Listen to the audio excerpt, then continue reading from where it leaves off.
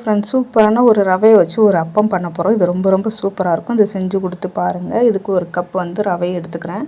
இதில் நம்ம ஒரு ஒரு டம்ளர் தண்ணி ஊற்றி நல்லா ஊற வச்சுக்கோங்க. நல்லா ரவை தண்ணியெல்லாம் இழுத்துடும். இழுத்த பிறகு ஊறின பிறகு மிக்ஸி ஜாரில் போட்டு 2 ஏலக்காய் போட்டு தேங்காய் அரை மூடி திருவி அதில் போட்டு இதோட சர்க்கரையும் சேர்த்து ஒரு அரை கப் சர்க்கரையும் சேர்த்து அரைச்சிட்டு இப்போ உப்பு கொஞ்சம் கலந்துருங்க. ஒரு சோடா உப்பு ஒரு 1/4 பிஞ்சு கலந்து நல்லா கலந்து ஊற வச்சுடுங்க. ஒரு 10 நிமிஷம் ஊற வச்சுருங்க. இப்போ கடாயில் எண்ணெய் ஊற்றிட்டு சின்ன சின்னதாக ஸ்பூனில் எடுத்து ஊற்றினீங்கன்னா சூப்பரான அப்பம் வெந்து வரும். ஒரு 5-6 ஊற்றலாம். நல்லா ஒரு சைடு வெந்த பிறகு திருப்பி ஒரு சைடு போட்டு எடுத்திங்கன்னா சூப்பரான ரவை அப்பம் ரெடி. இது ரொம்ப ரொம்ப சூப்பராக இருக்கும், டேஸ்ட்டாக இருக்கும்.